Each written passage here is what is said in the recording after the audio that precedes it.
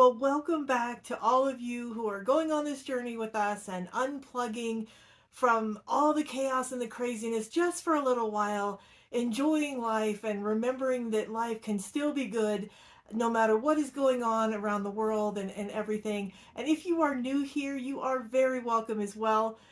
We are just getting back from a 2 week vacation, so I'm really excited to jump back into this and just share some things with you.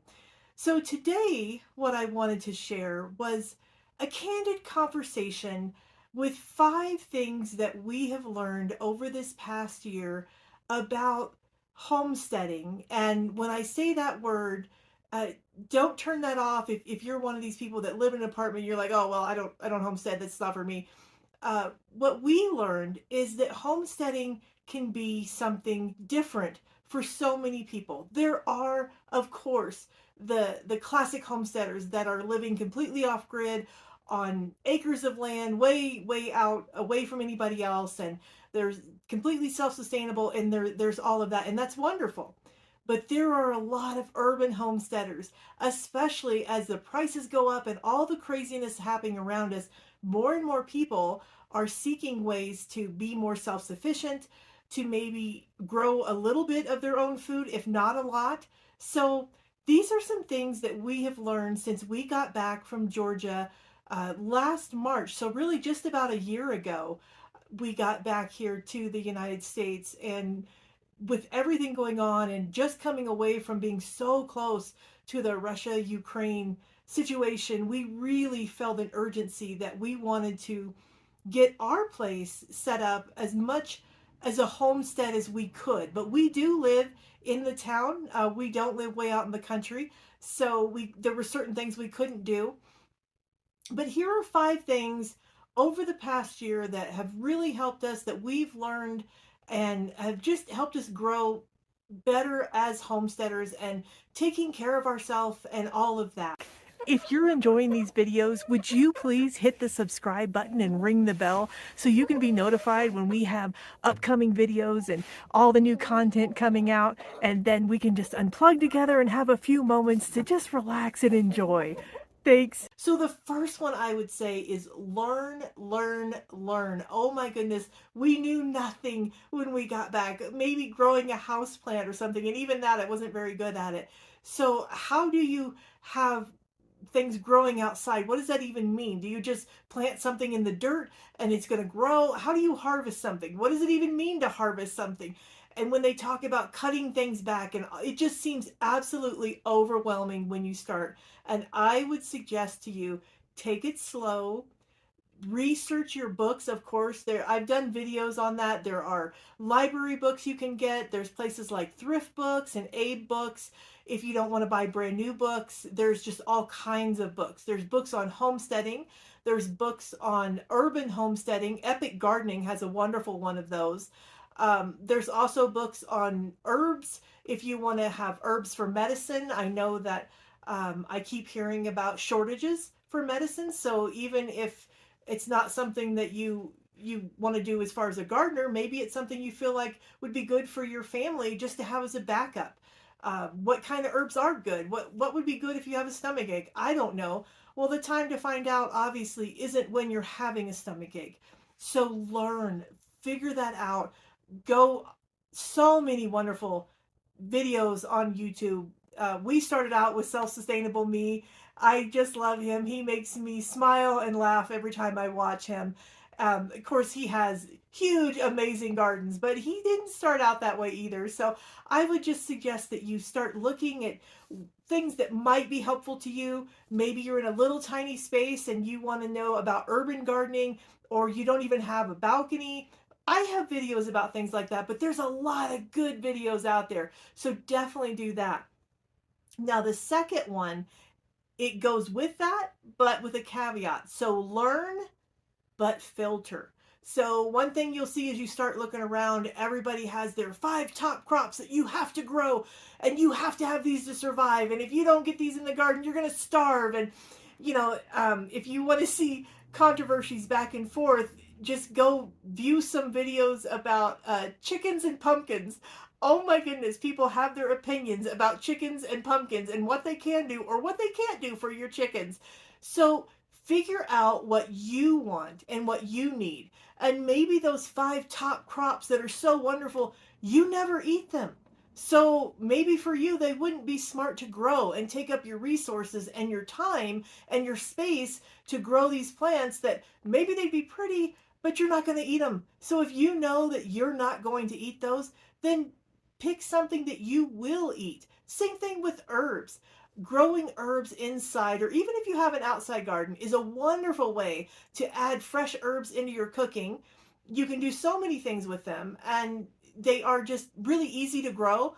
But there are a lot of herbs out there. If you don't use sage, then growing sage, unless you just want it because it's pretty, really isn't helpful. Or basil or oregano or whatever it is that your family uses, that's what your herb garden should have. So learn absolutely, but at the same time, filter out so that it's more what your family can use and what makes sense for you. And for our scripture reading today, I'm only going to read out of the Old Testament. I almost always read something out of the Old Testament and the New Testament, but I wanted to read a little bit of a longer scripture from the Old Testament. It's just such an encouragement, and I think today we can all certainly use some encouraging news. So this one is Psalm 18, and it starts in verse 1. I love you, Lord, my strength. The Lord is my rock, my fortress, and my deliverer. My God is my rock, in whom I take refuge, my shield, and the horn of my salvation, my stronghold. I called to the Lord, who is worthy of praise, and I have been saved from my enemies. Now that's through verse 3, and I really encourage you to look in the Bible, read the rest of that. That psalm is just so encouraging to our hearts, and it is wonderful for today as well as it was long time ago for David as he was writing that. And then number 3, know that not everything you try is going to work out okay, and that is okay. We see so many people with these huge successful gardens, and they stand next to these big blooming plants, and then you try that and you've got this wilty little pathetic thing in the corner and you just want to give up. Well, that's okay. You can certainly do research and figure out, why did that not work for me? Is it my zone? Did I not use the right type of soil? Maybe I did it at the wrong time of year. There are things you can do to improve, but there's also things that you're going to try that just don't work for you. One big one for me is canning. Now, water bath canning with the fruits and things, I'm fine with. But when I first started this journey, everybody's like, you got to can your stuff. You got to can, you got to have years of canned goods back. And so I started looking into that, and I started looking at different options. There's wonderful videos out there about canning. There's also some that aren't safe. So be careful and do your research on that. Uh, but you can even go to your extension offices, your local extension offices, and they'll have classes on things like safe canning, and they use the USDA recommended, and they have those kind of recipes, and definitely you want to make sure that you're safe with that. But what I discovered was, where we are right now in our place, it just, the botulism thing with the pressure canning, I'm just not there. I just can't do it. I can't get past that. So I had to get okay with that for myself, because I wasn't. Everybody that you hear, you have to have this canned good, you have to put it up. And I just couldn't get there. So what I did was, I found ways. I do fermenting. There is a wonderful book that Doug and Stacy off grid. I love them. I can't believe I just almost messed up their name. They have been living off grid for 12 years. They do amazing stuff. They go all over the place and teach.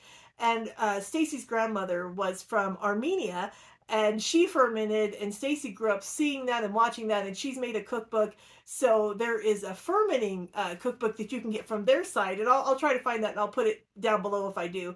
I have it, and I've been using it. I fermented because I have to take steps with these things. I had to do the honey fermenting first. It's just the easiest for me, and I felt safest with that. So I tried the honey garlic, and also the honey turmeric, and there's one with honey with you can put fruit in it, and I'm so looking forward to putting that on my pancakes. It looks amazing.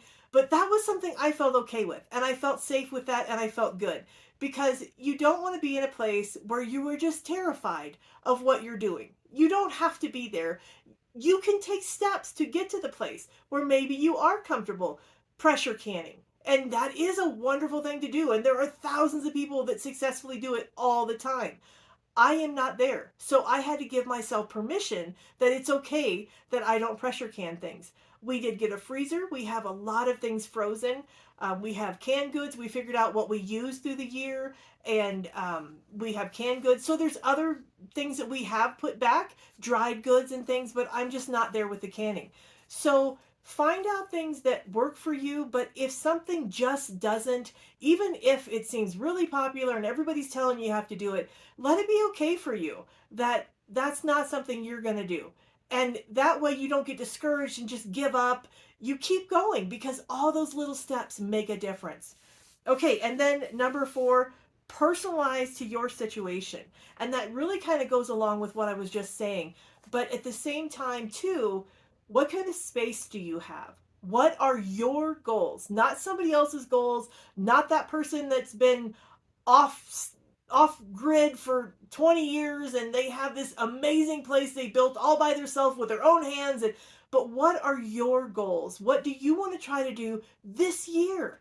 Maybe it's something small. I'm going to get an herb garden growing inside my house, or I have a little space outside of my patio and I'm going to get 4 containers and I'm going to put some vegetables in there, and I'm going to try to grow some vegetables that will grow in my zone. And if you don't know what zones are, I can put the link down below, but they are important if you're going to be growing things outside, to know what your zones are, because it's your frost dates and it's when you should start things and end things. And there's lots of good information out there about that. Super simple, super easy, not something difficult to understand at all. But if you're going to grow things outside, you want to at least have an understanding of what your grow zone is. So all of that kind of thing. Get to know, do I have the space to maybe put in a raised bed? If you do, those are wonderful, and you can get so many things in there. Maybe you could even put 2 or 3 raised beds in there. But maybe you only have the space to do something inside with grow lights. You can do that too. So make it your own and make it successful the way that you want it to be. Write it down, something that you'd like to accomplish, maybe 2 or 3 things this year that you can do, and try that.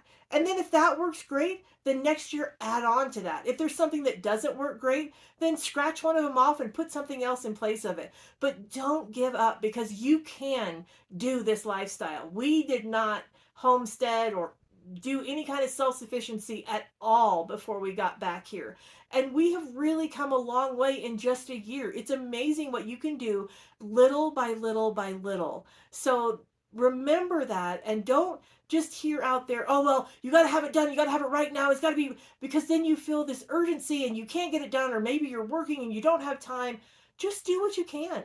I did a video on doing your laundry at home. It was an Amish thing that I did, about how you can do your laundry by hand without using electricity.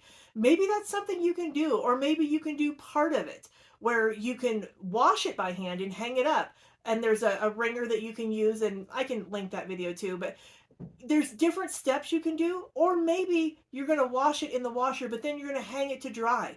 All those little steps will get you further along the way. So don't be intimidated. Make it your own journey, and I think you'll really have fun with it. And that is the number 5. Have fun along the journey. Don't get stressed out. Don't be like, oh, we have to get this done. We have to do this and we have to know that. Enjoy the trip and know that every little piece that you do is one piece in the right direction. If you can get away from processed foods this year, that would be amazing. Maybe you can't totally get away from that, but you can go to some organic things. Now, of course, organic is more expensive. So maybe you don't have the budget to go completely organic, but maybe you can go a little bit. And there's farmers markets. A lot of farmers markets you will find organic products in. So you can get your produce maybe organic this year. Maybe that could be a goal. Or part of your produce, if you can't do the whole thing, I'm going to do this, or I'm going to get cow's milk from a local farmer, or I'm going to find some eggs that I can get from a local farmer and I'm going to know what's in them. My goodness, with the price of eggs, that could be a good thing to do. Or maybe you even are able in your town to have your own chickens. I'm telling you, we did not have anything set up when we got here in March. And we have a chicken coop now. We got a chicken run. We just bought one offline. We didn't try to make one ourselves. And it's a nice, long, big one. It gives them plenty of space. We stayed within the guidelines of what our town allows. So check that out. You might be surprised. It's not difficult. There's things like backyard chickens that you can just get small amounts of chickens sent to you if you don't have something locally that you can do. We didn't know about that, so we didn't do that. We got some offline and it worked fine, and they're wonderful. They're growing. They're now giving us eggs. So check all of that kind of thing out. Okay, that is it. That is the 5 tips that we have learned and we have kind of made our own this year. And I hope that you will take those and you can use some of them for yourself as well. And you can figure out how you can become more self-sustainable, be healthier, eat healthier, even homestead a little bit, and just have a great fun journey along the way. So thank you so much for tuning in. It has been wonderful talking to you, and I'm looking forward to seeing you next time. Thank you for taking this unplugged journey with me as we have a few moments just to stop and unplug from all the noise and the craziness of the world. If you would, please do subscribe to the channel. Hit the bell so you can be notified when we have new videos like these ones that should be showing you right there. And we will see you in the next video. Bye-bye.